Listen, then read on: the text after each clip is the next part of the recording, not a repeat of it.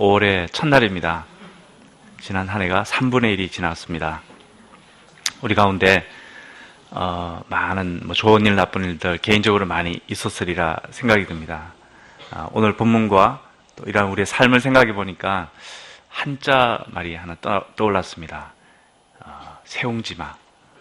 인생은 세옹지마구나. 이 말은 우리가 잘 아는 것처럼 세옹이라는 분의 말이라는 말에 대한 이야기입니다. 그래서 한 마리 말을 키웠는데 국경선을 넘어서 이제 도망을 가버렸습니다. 그래서 아이고 큰일 났다 생각했는데 그 말이 아주 좋은 그 준말을 한 마리 데리고 왔습니다. 그래서 너무 좋아했는데 자기 아들이 그 말을 타고 다니다가 떨어져가 불구자가 되어버렸습니다. 그래서 막 아이고 망했다 생각했는데 전쟁이 일어나가지고 징집을 했는데 자기 아들이 살아나게 되었습니다. 이처럼 인생은 세옹지마구나. 또 다른 말로 하면 전화위복, 화를 복으로 바꾸는, 때로는 그 화 때문에 복이 일어나는 그런 것이 우리 인생이라는 것을 생각하면 참 인생을 좀 담담하게 살아야 되지 않는가 생각이 들고, 오늘 말씀도 바로 그러한 말씀입니다.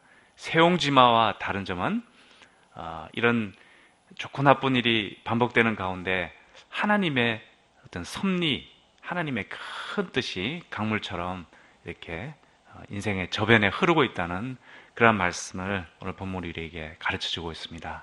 우리가 오늘 말씀을 통해서 하나님의 섭리를 믿고 담대히 인생을 살아갈 수 있기를 기도합니다. 로마로 향하는 인생이라는 제목으로 우리 생각해 보고자 합니다. 요절 말씀인 11절 같이 읽겠습니다. 11절 시작. 그날 밤에 주께서 바울 곁에 서서 이르시되 담대하라, 내가 예루살렘에서 나의 일을 증언한 것 같이 로마에서도 증언하여야 하리라 하시니라. 잠시 기도하겠습니다. 하나님 아버지, 주님께서 모든 영광을 받으시고 우리에게 주님의 긍휼과 사랑을 늘 베풀어 주심을 저희들이 잘 기억할 수 있도록 하여 주시옵기를 기도합니다. 이 시간 주님의 사랑과 은혜와 소망이 넘치는 복된 시간 될 수 있도록 하나님께서 사도행전 말씀으로 저희 심령에 은혜 주시옵기를 간절히 기도합니다. 예수님의 이름으로 기도하였습니다. 아멘. 사도행전 전반부는 복음이 예루살렘과 온 유대와 사마리아로 전파되는 과정을, 후반부는 이방 복음 사역을 기록했습니다. 바울은 그동안 1차, 2차, 3차 전도 여행을 통해 소아시아와 또 그리스 전역에 복음을 전하였습니다. 이제는 그리스 지역을 넘어 세계의 중심부인 로마와 그 너머에 있는 땅끝 스페인까지 복음을 전하고자 했습니다. 오늘 말씀부터 바울의 4차 전도 여행이 시작되는데 복음이 로마로 전파되어가는 여정을 보여줍니다. 그런데 로마로의 복음 전파 과정은 그 이전의 1, 2, 3차와는 전혀 다른 모습으로 전개가 되었습니다. 이전에는 바울이 자기의 발로 열심히 달려가면서 복음을 전파했다면 이제는 두 손이 꽁꽁 묶인 채로 죄수의 몸으로 끌려가면서 복음을 전파했다는 것입니다. 세계 중심 로마에 복음의 문이 활짝 열린 것은 이처럼 한 사람 죄수가 끌려감으로써 시작이 되었습니다. 하나님 역사에는 십자가를 지는 한 명의 죄수가 필요한지 모르겠습니다. 한편으로 이런 과정에서 바울이 죄수의 몸이 아니었더라면 만날 수 없었던 사람들을 많이 만나게 됩니다. 사내들인 공회에서 대제사장과 종교 지도자들을 만나게 됩니다. 또 가이사랴 법정에 가서는 왕을 만나고 또 총독들을 만나게 됩니다. 로마로 가는 길에 천부장과 백부장, 또 로마 군인, 많은 로마 군인들을 만나게 됩니다. 그리고 그들 앞에서 바울은 기회를 놓치지 않고 그 매 순간마다 주님의 복음을 증거했습니다. 성령께서는 겉으로는 죄수이지만 실제 그 본질은 하나님의 대사인 이 사도 바울을 통해서 가는 곳마다 복음이 전파되도록 하셨습니다. 이러한 모습에서 우리는 마가복음 13장 9절 예수님의 말씀을 기억하게 됩니다. 너희는 스스로 조심하라. 사람들이 너희를 공회에 넘겨주겠고 너희를 회당에서 매질하겠으며 나로 말미암아 너희가 권력자들과 임금들 앞에 서리니 이는 그들에게 증거가 되게 하려 하심이니라. 우리는 이를 통해 하나님의 역사 방법이 어떠한가 하는 것을 보게 됩니다. 오늘 말씀을 통해서 왜 죄수여야 했는가, 왜 로마여야 했는가를 우리가 생각해 보고자 합니다. 앞선 22장에서 바울은 3차 전도여행을 잘 마치고 예루살렘에 이르렀습니다. 그래서 그동안 하나님께서 이방 세계에서 이루신 그 선교 역사를 예루살렘 교회에 잘 보고를 하고, 또 마게도냐 성도들이 준비한 그 사랑의 구제헌금을 잘 전달했습니다. 또 유대인 성도의 그 결례 비용을 댐으로써 바울 자신이 유대율법을 이렇게 무시하는 자가 아니다 하는 것을 보여주었습니다. 하지만 아시아 지역에서 온 여러 유대인들이 바울을 모함해서 막 바울을 때리고 죽이고, 이렇게 큰 예루살렘의 소동이 일어나게 되었습니다. 이때 로마 군대 천부장이 바울을 보호해 주었습니다. 그가 바울이 로마 사람임을 안 후로는 이 일의 진상을 알기 위해서 유대 공회를 열도록 하였습니다. 오늘 말씀은 유대 공회가 열리는 이야기로 시작이 됩니다. 공회는 유대 최고의 종교 의결 기관인 산헤드린을 말합니다. 우리가 많이 들었던 산헤드린이라는 이 말은 함께 앉다라는 그런 뜻인데, 헬라어 수네드리온, 의회를 이제 앉아서 이렇게 그 의결하는 의회를 의미하는 그 헬라어 수네드리온에 대한 히브리어 단어입니다. 산헤드린, 이것은 히브리어 또는 아람어 단어입니다. 산헤드린은 율법 해석에 있어서 최고의 의결기관이고 또 최고의 법정이었습니다. 안식일과 절기를 제외하고 이 산헤드린이 매일매일 열렸습니다. 로마는 정치적 문제 외에는 속국의 자율권을 보장했기 때문에 이 산헤드린은 유대의 그 내정을 관할하는 아주 실제적인 통치기관이었습니다. 당시에는 유대 전역에 이 5개 도시에 산헤드린이 있었는데, 그 5개 중에 예루살렘에는 대산헤드린이 있었습니다. 오늘 바로 이 법정이 대산헤드린입니다. 71명으로 구성된 이 대산헤드린의 의장은 대제사장이고, 또 어떤 종교의 제사장 출신들인 종교 귀족들인 사두개인들이 있었고, 또 평민들 귀족들도 있었고, 또 그 바리새인들, 이 바리새파의 학식 있는 서기관들, 이런 사람들로 이 대산헤드린 71명이 구성이 되었습니다.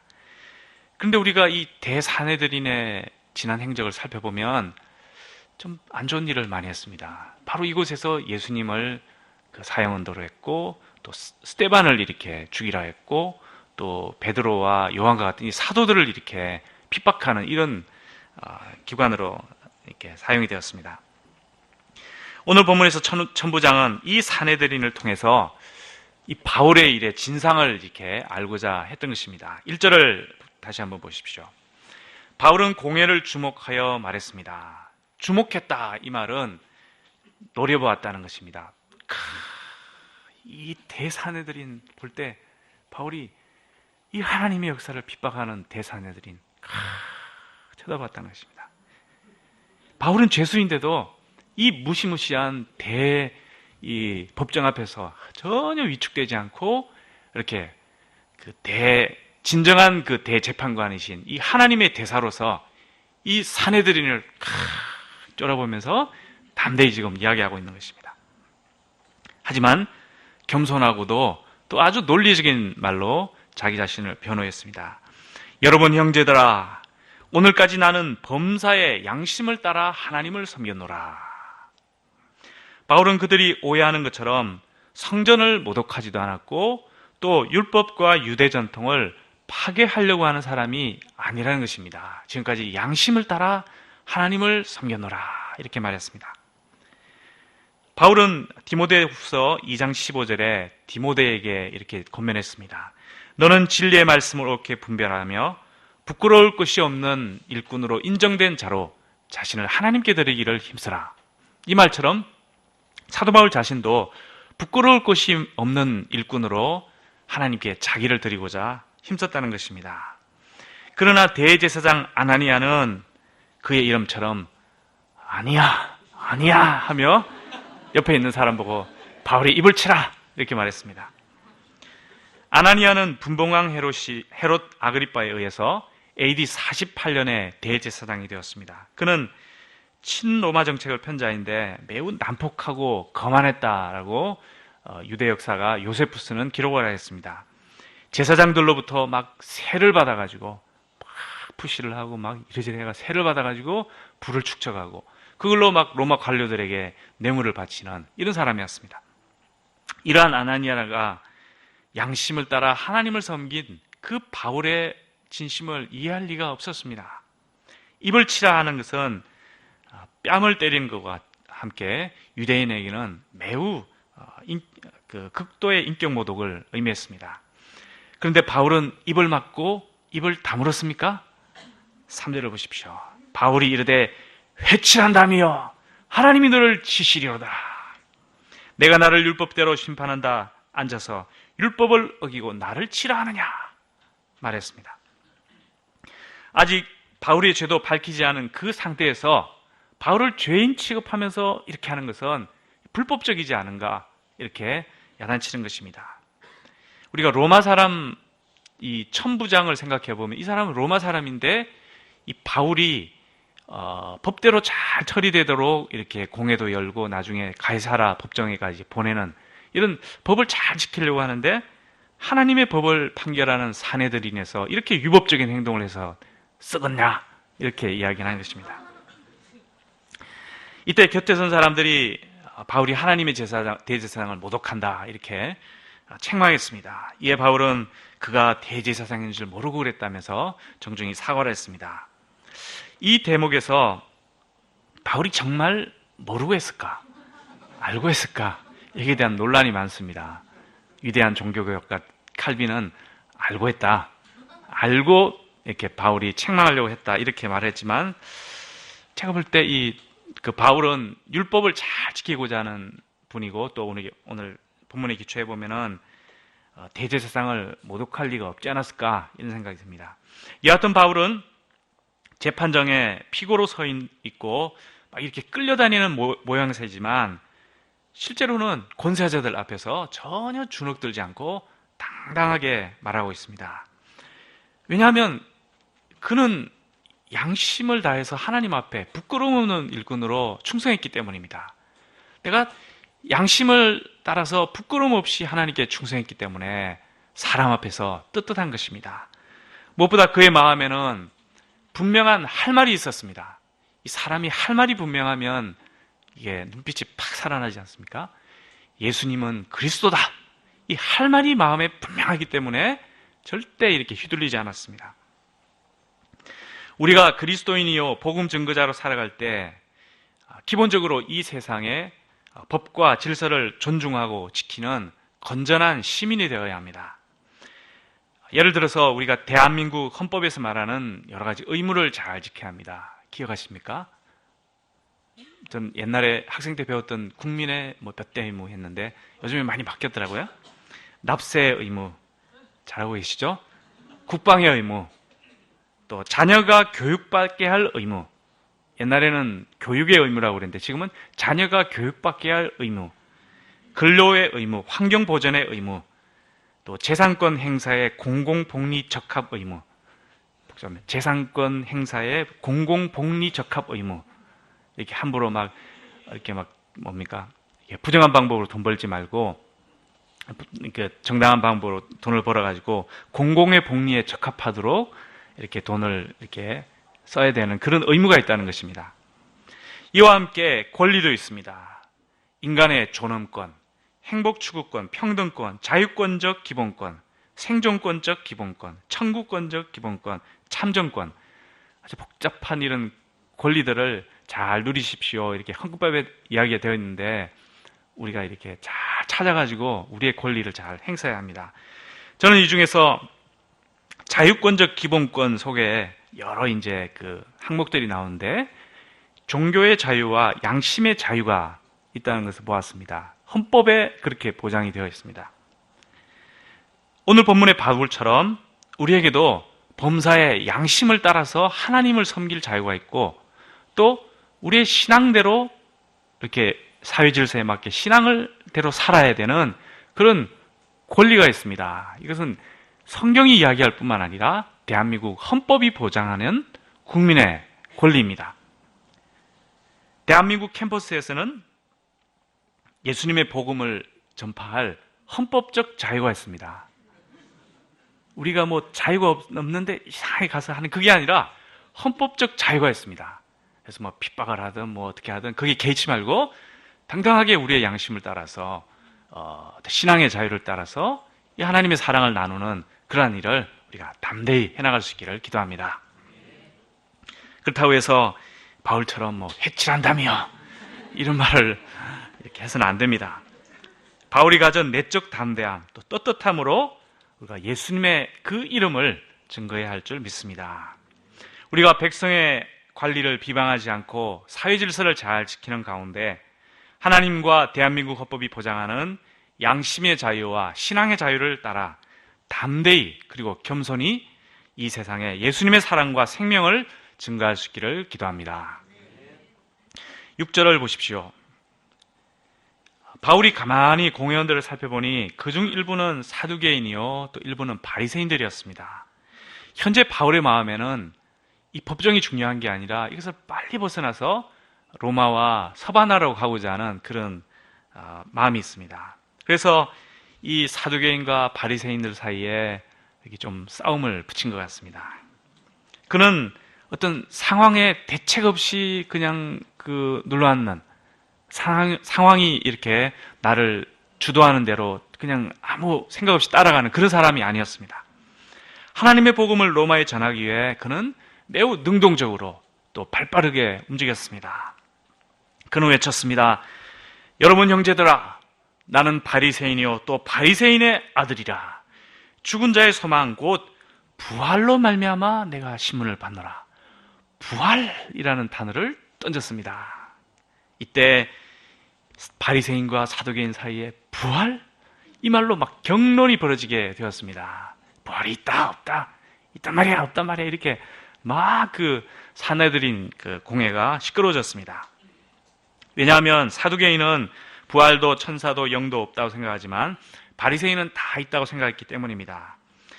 이 사두개인들은 제사장 출신 사람들로서 굉장히 일종의 종교 권력가라고 해야 되나요? 그래서 어떤 현실적인 이런 문제에만 집착하고 또 정치와 결탁하고 이런 권력에 관심이 많은 이런 사람들이기 때문에 뭐 눈에 안 보이는 이런 부활, 영 이런 것들을 인정하지 않았습니다. 반면 바리새인들은 좀 딱딱하긴 하지만 성경을 열심히 공부한 사람들이기 때문에 성경을 공부해 보니까 부활도 있고 천사도 있고 영도 있고 다 이렇게 있다는 걸 알기 때문에 이것을 이제 잘 알고 있던 사람이었습니다. 우리 9절을 다시 한번 보십시오. 이 일로 인해서 사람들은 크게 떠들게 되었습니다. 이것은 격렬한 논쟁이 일어났음을 말하고 있습니다. 이제는 바울의 말로 인해 바리새인 편에서 몇 서기관이 일어나가지고 이제 막 바울을 보호하는 이 부활을 믿는 이 바울을 보호해야지 하면서 바울을 보호하는 사람이 일어나게까지 되었습니다. 그러나 이러한 큰 문쟁이 지속이 되자 천부장이 나서게 되었습니다. 천부장의 이름을 기억하십니까? 글라우디오 루시아. 이 사람 역할이 크기 때문에 기억을 잘해야 합니다. 글라우디오 루시아. 바울이 그들로 인해 찢겨질까, 바울이 찢겨질까 염려할 정도로 너무 큰 소동이 일어났습니다. 그래서 또 바울을 무리에게서 빼앗았다 했습니다. 빼앗을 정도로 정말 험악한 분위기였습니다. 그리고 당시 로마군의 영내인 성전 옆에 안토니아 요새가 있었는데 그쪽으로 바울을 이렇게 이송을 하였습니다. 바울이 겨우 피신해서 로마 군영에 머물러 있던 그 밤에 무슨 일이 일어났습니까? 우리 요절 말씀인 11절을 다시 한번 읽어보도록 하겠습니다. 11절입니다. 시작. 그날 밤에 주께서 바울 곁에 서서 이르시되 담대하라. 내가 예루살렘에서 나의 일을 증언한 것 같이 로마에서도 증언하여 하리라 하시니라. 이 말씀은 가만히 생각해보면 지난 배경이나 앞으로 있을 일을 가만히 생각해보면 굉장히 놀라운 말씀입니다. 어떤 사태에 대해서 정확하게 판단을 하는 그런 말씀입니다. 겉으로 볼 때는 죄수 한 사람으로 인해서 온 도시가 난리법석을 떨었습니다. 그런데 이런 일이 오히려 예수님의 일을 증언하게 되었다는 것입니다. 하나님께서는 이런 복잡한 인간사 가운데서도 면면히 주님의 뜻을 이루어 나가시는 역사의 주인이십니다. 정말 지혜로우신 분이십니다.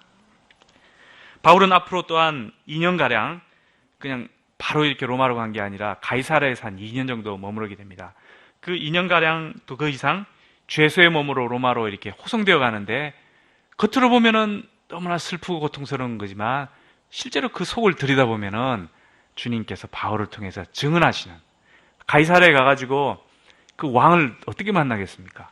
총독들 막 두 사람에 해당하는 총독들을 막 어떻게 만나겠습니까? 그들에게 증언하고 그 총독의 와이프에게 막 증언하고, 아마 이런 것들이 나중에 이런 지도자들에게 전한 복음이 나중에 전 세계에 전파되는데 역할을 아마 많이 했으리라 생각이 듭니다. 바울은 그 로마로 호송되어 가운데 죽을 고비도 많이 넘기고 정말 어려움을 겪지만 하나님은 분명히 말씀하셨습니다. 죽지 않는다.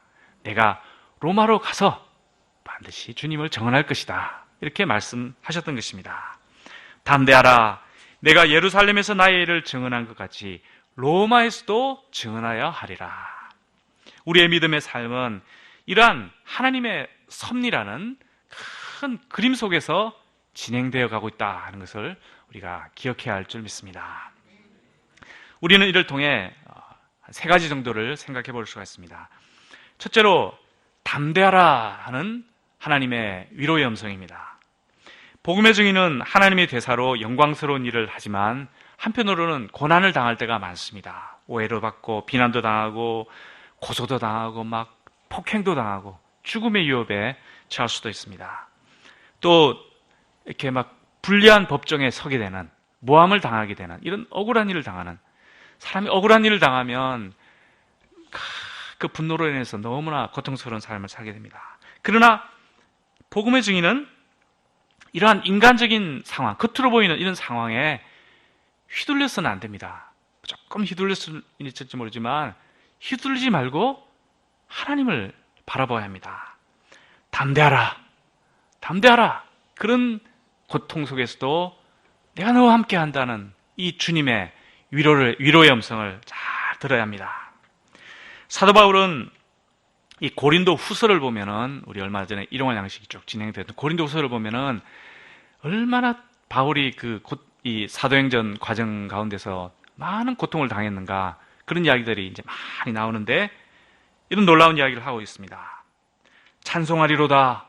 그는 우리 주 예수 그리스도의 하나님이시요 자비의 하나님이시요 모든 위로의 하나님이시요 우리의 모든 환난 중에서 우리를 위로하사 우리로 하여금 하나님께 받은 위로로서 모든 환난 중에 있는 자들을 능히 위로하게 하시는 이시로다.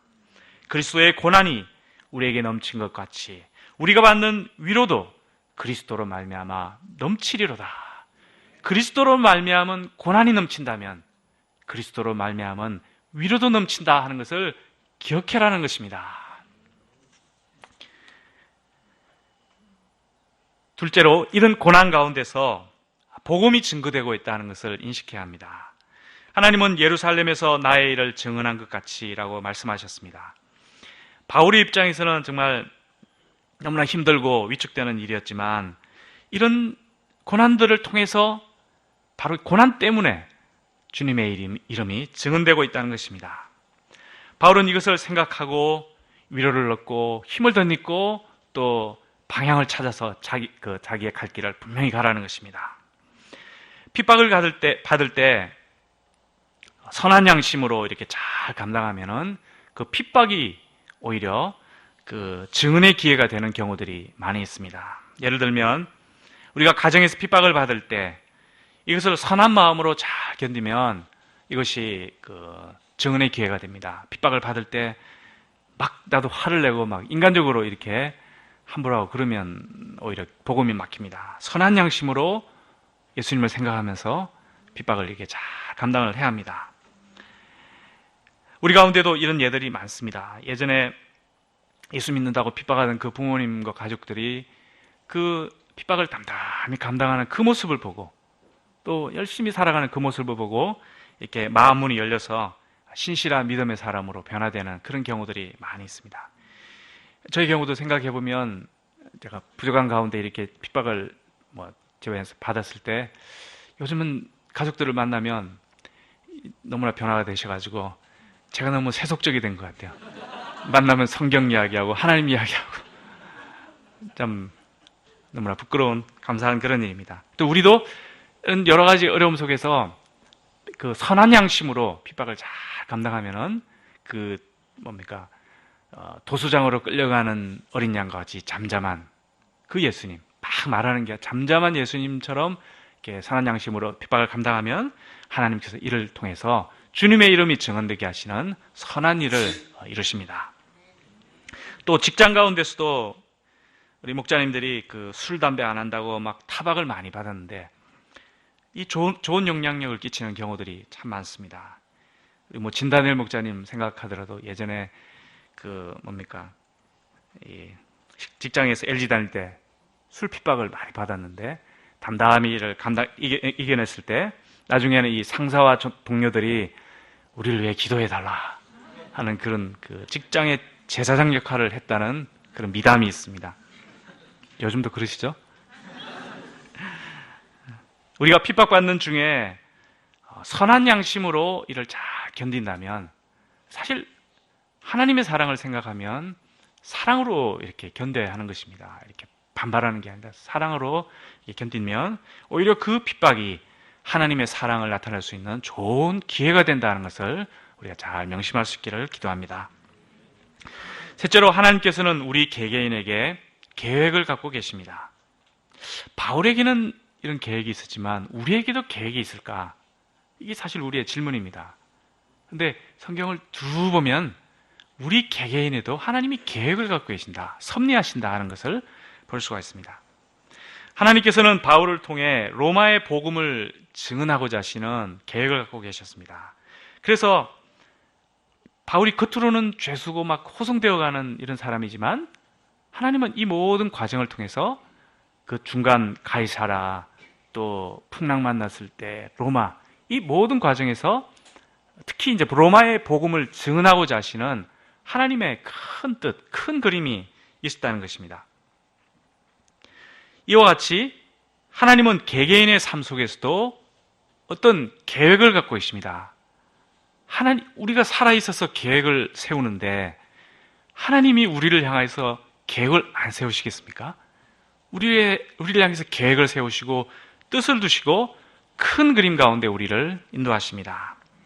성경을 보면 이러한 예들이 많습니다. 우리가 이미 다 결과를 아는 것이기 때문에 그러려니 하지만 사실 하나하나 생각해 보면 정말 놀라운 말씀들입니다. 요셉은 사랑받는 막내였지만 형들의 시기심으로 애굽으로 노예로 팔려가게 되었습니다. 너무나 슬프고 기구한 운명에 처하게 되었습니다.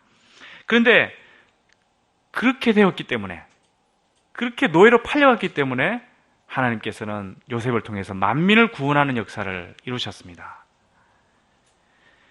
또 모세는 태어나자마자 나일강에 빠져 죽을 운명에 처했고 궁중 40년 또 그 위에 광야에서 40년 이런 기간을 80년을 보내야 했습니다. 이러한 과정은 무의미한 것처럼 보였지만 또 당장 그 노예 백성 이스라엘을 구원하는데 왜 또 80년을 하나님은 더 지체하시는가? 이런 의문을 가질 수도 있지만 이 모든 과정이 백성을 준비시키시고 또 모세를 영육간에 하나님의 쓰실 만한 지도자로 연단시키시는 그런 과정이었습니다. 꼭 필요한 과정이었습니다. 우리가 다윗을 생각하면 다윗은 나중에 기름 부음 받은 것이 아니라 처음부터 기름 부음 받았습니다. 사무엘이 찾아와가지고 이세 아들들 쭉 세우고 그때 다윗을 나중에 따로 이제 데려와서 기름을 부었습니다. 그런데 기름 부음 받은 이후에 오히려 사울에게 막 쫓기는 신세가 되었습니다. 그래서 광야에서 우리 시편을 보면 막 이 다윗이 얼마나 많은 눈물을 흘리고 호소하고 고통했는가 이 시편에서 알 수가 있습니다. 이 과정은 무의미한 기간처럼 보이지만 결코 그렇지 않습니다. 다윗 속에 있는 그런 인간적인 요소들, 사울적인 요소들 이런 것들을 제거해야 되는, 그래서 하나님의 마음을 품어 훌륭한 왕이 되게 하는 반드시 필요한 연단의 기간이었던 것입니다. 이처럼 하나님은 각 개인에게 큰 뜻을 두고 인도하십니다. 때로는 고난을 통해 바로 그것 때문에 주님의 뜻을 성취하시는 정말 놀라운, 우리가 머리에 다 담을 수 없는 그런 놀라운 일을 주님은 해나가십니다. 우리가 예수님을 생각해 보면 예수님은 십자가를 통해 구원을 이루셨습니다. 십자가 때문에, 고난을 받았기 때문에 구원 역사가 일어났습니다. 고난을 피하고 싶지만 하나님은 그 고난의 십자가를 통해서 큰 일을 이루시는 이러한 정말 놀라운 분이십니다. 에베소서 2장 10절은 이렇게 말하고 있습니다. 우리는 그가 만드신 바라 그리스도 예수 안에서 선한 일을 위하여 지으심을 받은 자니.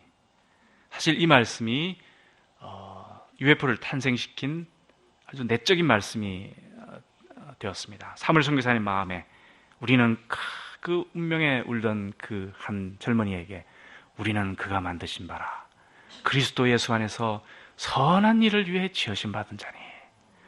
나의 삶에 선한 하나님의 뜻이 있구나.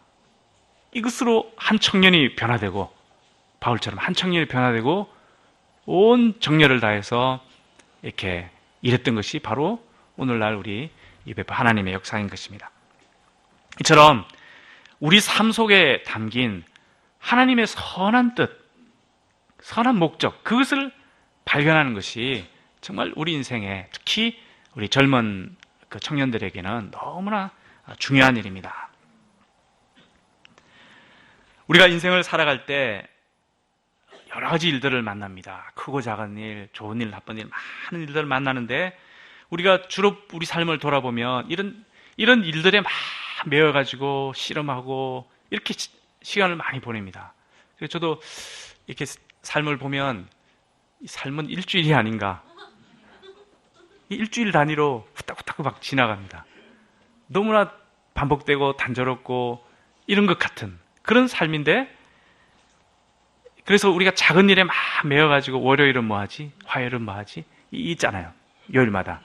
그렇게 살아가기 쉬운데 그 속에 흐르는 하나님의 그 어떤 섭리의 강, 하나님의 어떤 선한 섭리의 큰 그림, 우리가 우리 삶을 인도하는 큰 그림을 우리가 보고 우리의 작은 디테일한 그런 삶을 살아나가는 이런 삶의 자세가 우리에게 필요한 것입니다.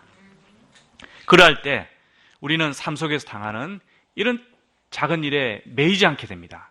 뭐 좀 작은 것들 어려움 감당하지, 좀 손해보지, 이렇게 크게 이렇게 살아가고 하나님의 큰 뜻을 이루는 삶을 살아가게 됩니다. 우리가 무엇보다 예수님처럼 하나님의 뜻이 이루어지도록 간절히 기도할 수 있기를 기도합니다. 우리의 삶이 하나님의 큰 뜻, 로마로 향하는 인생이 되기를 기도합니다. 12에서 마지막 35절까지는 바울이 어떻게 예루살렘에서 가이사랴로 호송되어 갔는가 하는 것을 보여줍니다. 당시에 바울을 죽이려는 열혈당원 40명이 있었습니다. 40여 명이 있었습니다. 이 음모를 바울의 조카가 우연히 알아채고는 바울에게 알리고 바울은 이 사실을 천부장에게 말하도록 했습니다. 천부장은 이 사태의 심각성을 깨닫고 바로 그날 밤에 자기 수하에 있는 병사 470명, 천부장의 그 수하에 있는 병력이 한 반을 떼가지고 바울을 호송해서 한 90km 떨어져 있는 가이사랴, 그러니까 유대와 사마리아를 당시 관할하고 있던 로마의 총독 관저가 있는 그 가이사랴로 바울을 호송하도록 했습니다. 그래서 제대로 재판을 받도록 이렇게 천부장이 움직였습니다. 사람은 40명의 테러리스트를 준비할지라도 하나님은 470명의 군대를 준비하시는 분이십니다. 우리가 이 하나님을 믿고 담대할 수 있기를 기도합니다.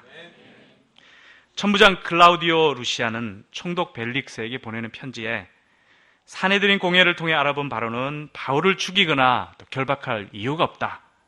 그 기각 사유를 딱 명시했습니다. 천부장은 가이사랴에서 바울이 정식 재판을 받도록 섭외했습니다. 하나님은 이것을 통해 바울이 그곳에서 왕과 총독에게 복음을 증언할 기회를 갖도록 하셨습니다. 바울은 이로써 가이사랴의 헤롯궁에 머물며 합법적인 재판을 받을 기회를 갖게 되었습니다. 가이사랴와 그곳에 있는 헤롯궁은 우리 나중에 인터넷을 뒤져보면 잘 나옵니다. 옛날에 그 헤롯 대왕이 그 나쁜 사람이었지만 이 로마의 환심을 사기 위해서 대규모 토목 공사를 일으켜가지고 그 전에 이제 조그만 항구가 있었는데 큰 항구를 만들고 이 팔레스타인을 다스리는 로마의 그 총독 관저 또 로마군의 주둔지로 이렇게 삼고자 그 큰 토목 공사를 벌였습니다. 헤롯은 이 항구를 이제 마치고 가이사에게 바친다면서 그 이름을 무엇이라고 했다고요? 예, 가이사랴. 그래서 가이사랴가 된 것입니다. 이러한 역사 배경 속에 바울이 지금 서 있습니다.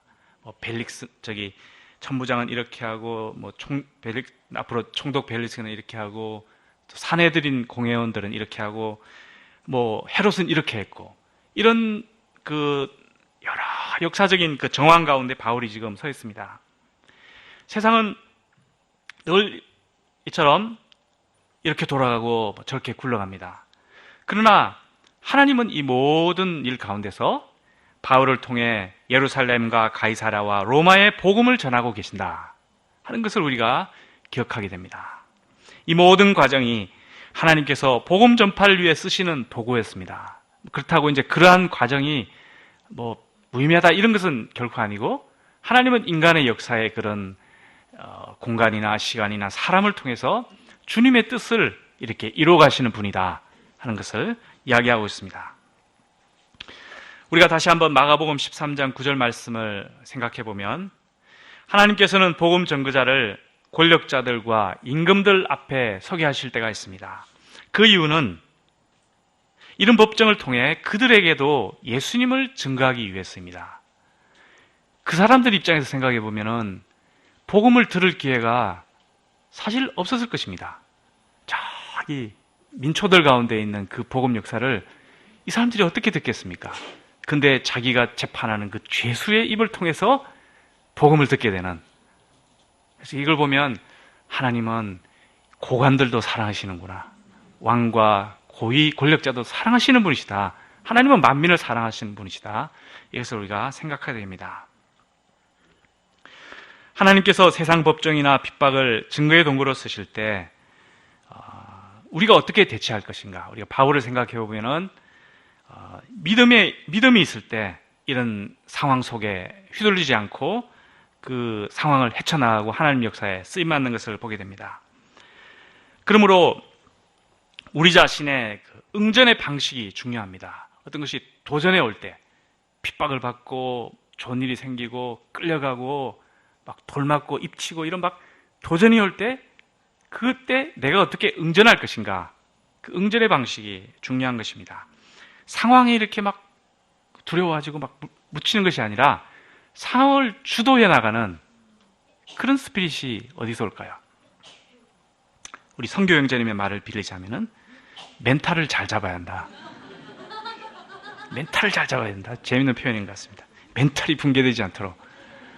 근데 이걸 좀 더 발전시켜서 우리 영적으로 본다면은 믿음입니다. 하나님의 섭리와 또 하나님을 향한 열정, 바울의 마음에 이 로마의 복음을 증거하고자 하는 그런 열정, 또 하나님의 섭리를 믿는 그런 마음, 또 군병도 사랑하고 이 왕과 총독도 사랑하는, 핍박자도 사랑하는 그 사랑, 이게 그 대단한 멘탈이지 않습니까? 사랑에서 나오는 이 멘탈로 그 환경을 이겨나가야 한다는 것입니다. 이러한 응전 방식이 있으면 우리가 어떤 도전에 대해서도 이기고 역사를 창조해 나갈 수 있을 것입니다. 로마에도 복음을 전하고자 하시는 하나님의 큰 뜻을 가슴에 품고 현재의 고난을 통해서 주님의 뜻을 이루는 우리의 삶이 되기를 기도합니다. 마지막으로 왜 로마여야 했을까요? 우리가 보통 생각하는 것처럼 제국의 수도 로마에 복음을 전하는 것이 온 세상에 복음을 전파하는 데 매우 중요했기 때문입니다. 모든 길은 로마로 통했습니다. 모든 길은 로마를 향해 달려가고 또 모든 길은 로마에서 세상을 향해 뻗어나갔습니다. 로마의 복음을 전하는 것은 그 세상의 복음을 전하는 일이기도 하였습니다. 그러나 이것보다 더 중요한 것이 있습니다. 그것은 바로 로마 사람도 복음이 필요하다는 것입니다. 바울이 로마에 복음을 전하고자 하는 것은 로마 사람에게 복음을 전하고자 한 것이지 뭐 전략이 어떻고 이거는 이런 마음을 품고 하지 않았습니다. 로마 자체에 복음이 필요했습니다. 당시 로마는 화려하고 거대한 건축물로 번쩍번쩍 빛났습니다. 세상의 모든 보물들, 맛있는 음식, 유명한 셰프들 다 초대해가지고 냉장고 들고 오고 막 맛있는 거 해먹으면서 파티 즐기고 춤추고 뭐 난리가 났습니다. 또 번쩍번쩍하니 로마 군병들이 그냥 그 로마를 지키는, 그래서 로마는 무너지지 않을 것이다. 바로 이것이 지상낙원이야. 이런 생각이 사람들 마음에 가득했을 것입니다. 그러나 이러한 건축물과 보물과 군대로도 지킬 수 없는 것이 있었습니다. 그것은 인간의 죄, 죽음의 문제였고 또 하나님께서 세상을 심판하시는 최후 심판을 이런 것이 이길 수 없다는 것입니다. 로마인에게도 예수님의 복음이, 예수님의 구원의 복음이 필요했기 때문에 바울이 가고자 한 것입니다. 선진국 백성, 권력자, 부자, 귀족에게도 예수님이 필요합니다. 서울에 있는 대학을 다니는 학생들, 서울대생들이죠. 오늘날 서울대생들. 미국 사람, 중국 사람, 또 뭐 브라질 사람, 한국 사람, 전 세계에 있는 모든 사람들, 이들이 바로 로마 사람들입니다. 로마인에게 예수님의 복음이 필요합니다. 로마인에게 예수님의 복음이 필요합니다. 죄사함과 부활과 영생, 참된 삶과 하나님 나라의 소망에 대한 이러한 구원의 복음이 필요합니다. 그래서 사도 바울은 로마서 1장에서 이렇게 말을 하였습니다. 우리가 로마서는 바울이 2차인가요? 3차인가요? 그 전도여행 중에 보통 썼다고 이야기가 됩니다. 헬라인이나 야만인이나 지혜 있는 자나 어리석은 자에게 다 내가 빚지자라. 그러므로 나는 할 수 있는 대로 로마에 있는 너희에게도 복음을 전하기를 원하노라. 벌써 여기에 이렇게 쓰고 있습니다. 할 수 있는 대로 로마에 있는 너희에게도 복음을 전하기를 원하노라. 내가 복음을 부끄러워하지 아니하노니 이 복음은 모든 믿는 자에게 구원을 주시는 하나님의 능력이 됨이라. 먼저는 유대인에게요 그리고 헬라인에게로다. 복음에는 하나님의 의가 나타나서 믿음으로 믿음에 이르게 하나니 그러므로 기록된 바 오직 의는 믿음으로 말미암아 살리라 함과 같으니라. 바울은 이 마음으로 로마를 방문하고자 하는 것입니다. 사도 바울은 찬란한 금빛 도시 로마 시민들도 예수님의 피를 믿어 그 피로서 하나님의 의를 덧입고 구원받기를 간절히 소원했던 것입니다.